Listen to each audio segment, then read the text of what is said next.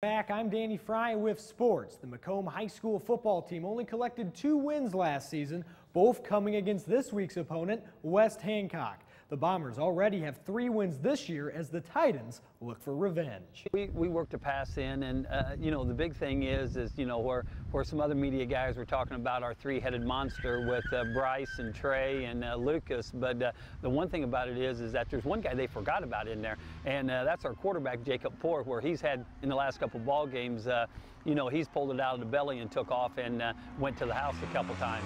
Hey, are we in the playoffs? No, we're not. You know, we got to get 5 wins to make it to the playoffs, and once we get that 5-win goal, you know, we're not going to let up. And you know, we've had a mindset since the very beginning that we want to get in Project Playoff.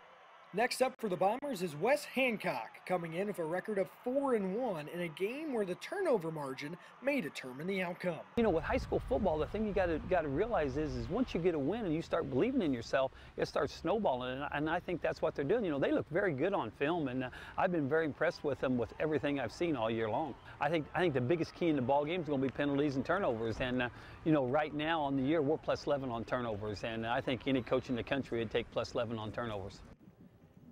Kickoff is at 7 o'clock tomorrow in Hamilton versus the West Hancock Titans. Senior day for Macomb High boys soccer was on Wednesday afternoon against Orion Sherrard. Last home game of the season for the Bombers, and Orion Sherrard United got started early. Scott Zamuda moves towards the box and scoots a shot past MHS goalkeeper Sam Jenkins. 5 minutes into the game, Jenkins would have a busy day. A 1-0 lead early for the Chargers. Race for the ball as senior captain Noah Clark sends it into the back corner of the net. He scored 53 goals last season. You see why with that shot.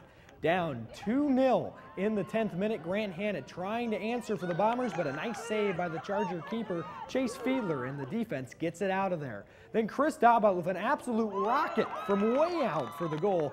3-0 Orion Sherrard up halfway through the first half. Here's a nifty lead pass to Hannett, who draws Fiedler out of the goal, but he boots away the Bomber threat. 3-0 was the halftime score, and the goals kept rolling in. Final score from Edison Field, Bombers fall 8-0. Another tough matchup on Monday for the Bombers in Normal against U High at 4 o'clock.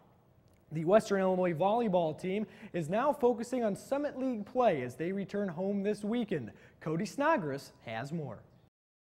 After starting the season off 0-9, Coach Richardson has his volleyball team in the right direction, winning 3 out of the last 7 games. You know, it's definitely not a, surprise that it's taken us a little bit of time. We were expecting that, and that's okay. The key was getting prepped and having it all coming together at conference, which is what we're starting to see. One player Coach Richardson has had to rely on is senior outside hitter Peyton Crosser, who leads the team in kills with 166. We work a lot on hitting around blocks and working on hitting high hands and over the block. So that's something that's obviously helped me a lot. We work on also just different shots. You know, not hitting to the middle of the floor, kind of hitting the corners. Coach Richardson and the Leathernecks are going to have a little more to deal with than the Mastodons from IPFW. They have to deal with this makeshift court they have in Brophy Hall.